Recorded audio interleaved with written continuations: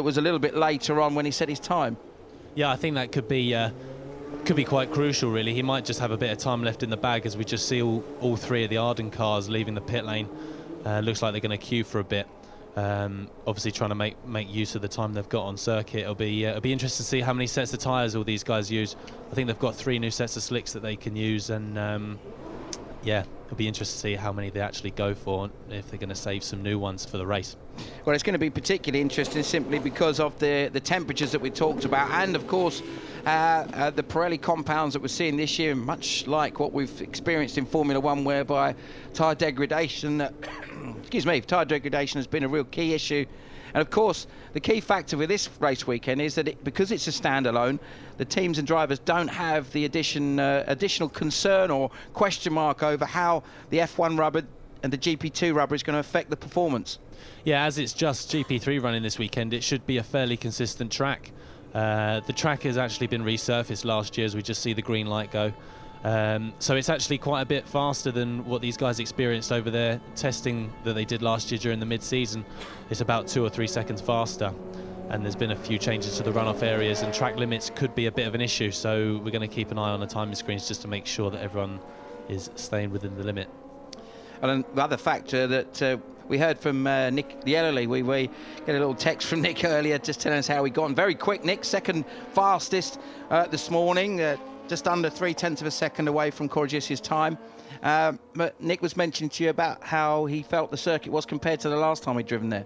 Yeah, he said it was a lot faster, and certainly with the new track temperature, new track surface, it's actually a lot smoother, and the tyre degradation apparently isn't as bad as it was in Barcelona for sure. I know that they're on the medium compound this weekend, so I don't know, we'll see. It'll be interesting to see how many laps these guys can get the tyres at their best. Usually it should be 1 or 2, but maybe they can eke out 3 or 4 if they're quite kind to them on the warm-up lap. So the drivers head out onto the circuit for an exploratory lap or 2 just to get a feel. It's going to be interesting to see as the times start to come in early on who's made the choice to go for a new set of tyres early on, who's maybe using some scrub tyres and saving a new set later on. Elena's just sitting there calmly waiting for the session to unfold. As we said, already 1 pole position to his name. So no doubt that he's going to be doing his best to try and pick up where he's left off. As you can see, the NW Ireland team out on circuit. And 3 very distinctive liveried cars. The purple and white colour cars of status. Those of you who followed the championship last year will know they were green and blue last year. Now, that's the championship situation. 11-point lead for Elenis over Niederhauser, with Bino, who took a win in race 2, just ahead of Conor Daly. And that's the rest of the top 16 as it stands.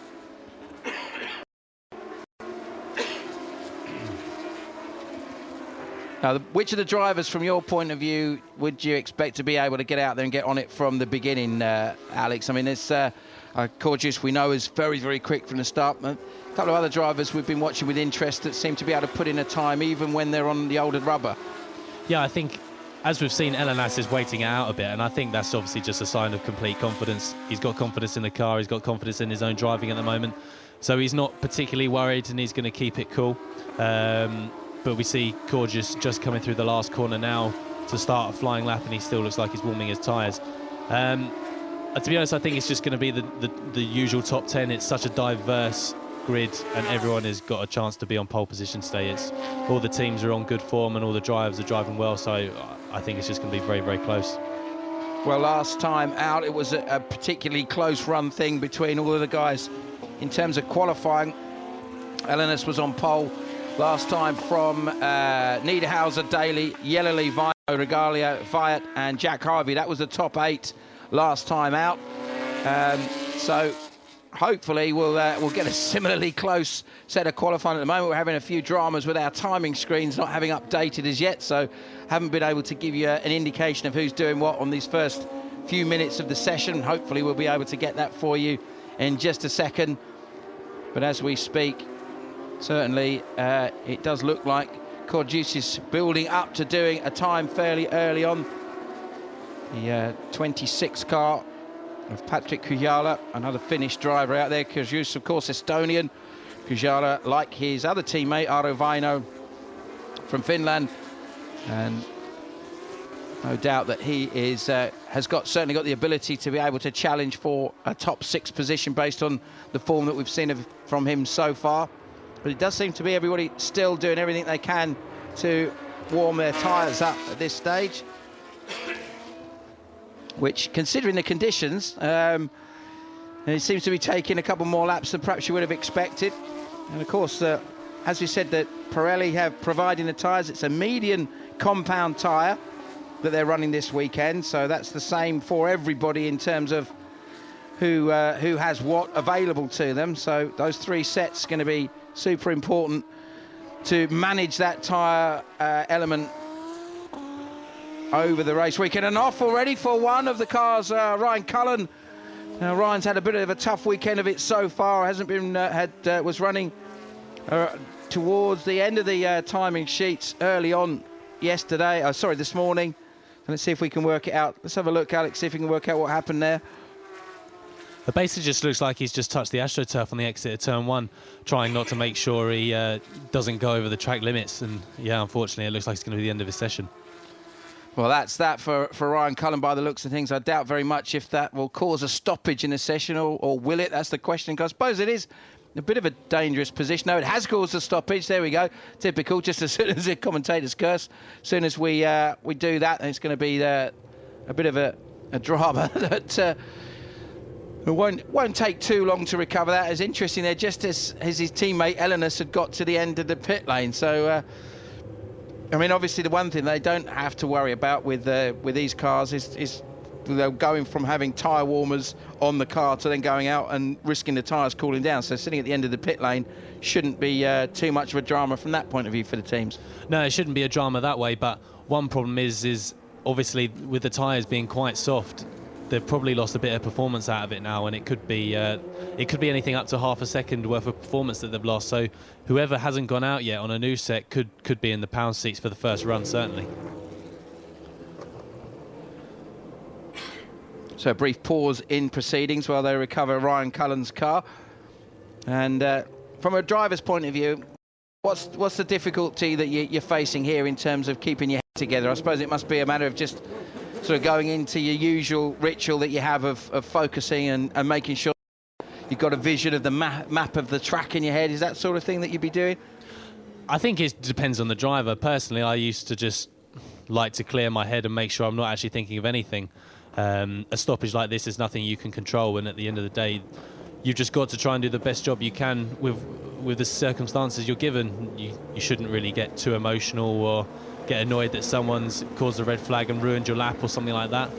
Yeah, it's a good point actually about getting too emotional, because you know, as a driver, you might be coming out of the final couple of corners on a sector that's, and that sector's been really, really good, and then that red flag comes out and it ruins your lap. It would be very, very easy to get hugely frustrated with it and find out that, that when you come in, that kind of clouds your concentration when you go back out again. We just saw Jack Harvey coming down the pit lane as a driver well from Formula 3 last year. Of course, the current British Formula 3 champion. Yeah, no, Jack's doing a really good job so far in GP3, and hopefully he can have another really good weekend. I think the pace he's got so far this weekend should be quite good.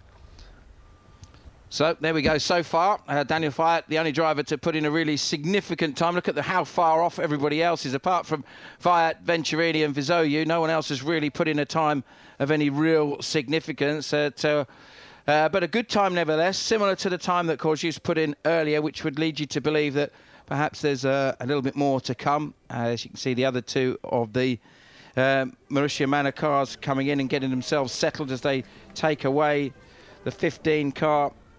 So we just saw there, of course, Elenis sitting calmly in the pit lane. That shouldn't have affected his concentration too much, I would have thought. Alex, would you? No, he should be quite cool and collected, to be honest. I mean, the fact that he was sitting in the pit lane for such a long time shows that he's very confident. And yeah, I don't think he's too bothered. He knows he's got the tools to do the job, so I think he's just going to keep it calm and just do the business. Bit of a lock up from Jimmy Eriksson. We saw quite a few of those. Is that kind of circuit here, Alex, that it's very easy to just find where that inside wheel is unloaded? It just locks that tyre up a little bit. Is it that kind of place, or is it perhaps endemic of the rubber? What do you think's the cause of that? Because we've seen a lot of them so far today, haven't we? I think you find a lot of lap time on braking late at this circuit. Certainly that corner, which is quite hard, is turn 11. You come in through a fast, flat-out chicane and trying to rotate the car quite quickly into 11 and not try and use as much steering and just hope the car does its job. But yeah, sometimes lock-in is quite common around here as we just see the session get underway again. Yeah, just starting to make the way down the pit lane, and that 5 minutes is kind of almost null and void, really, I suppose, isn't it? They don't really seem to have, as we've seen, just the 3 drivers who've put in a representative time so far. Adderley Fong, they're one of the status GP drivers. The 3 guys working well together. Of course, Josh Webster, one of the drivers there. For British fans who'll know Josh is racing in the BARC Formula Renault, a BRDC Rising Star, as indeed you have been, of course, now part of the Superstars programme, Alex. It's a great way of giving young British drivers a bit of extra credibility and exposure, isn't it? Yeah, no, absolutely. The BRDC do a great job in helping us. Certainly, a lot of my Team UK teammates are here. Jack, Nick, and Josh are racing here. And I think Greg Symes at the MSA does a great job of helping us through our racing and doing the best job we can. Yeah, great initiative there, and for young British talent, that's a really important way of helping to develop the opportunities that they've got. It's such a competitive area that these guys are working with, and we're fortunate in the UK to have so many talented young drivers. We've got a good crop of guys. I think we could have a whole grid of F1 drivers from the UK. That wouldn't be too bad. That's just us being biased, though, I think, isn't it, Alex? To be honest, as long as I'm there, I don't really mind. Yeah, exactly. I don't care where the others are from. Yeah. That's a fair point. That's good old racing drivers speak. Nice and selfish. That's what I like to hear. Yeah. Okay, so let's focus on the job in hand. Unfortunately, we're relying on the graphics on the timing screens, as we have our timing screens within our commentary position decided that they don't want to cooperate with us. So forgive us for not being able to give you an instant update as things develop, but we will keep working on that one and see if we can get this one sorted out somehow.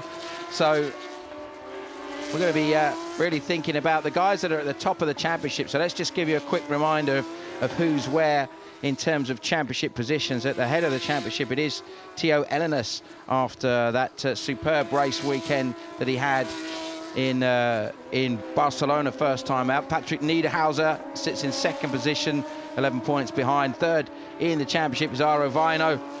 And then we have Connor Daly, Kevin Corjus, who had a good good second race, but not such a good first race. Second, of course, in race 2. Nick Yellowly, fourth in race 1 and a retirement in race 2. Jack Harvey, David Fumanelli, Lewis Williamson and Robert Vizoyu. That's our top 10 in the championship. So Daniel Wyatt that we're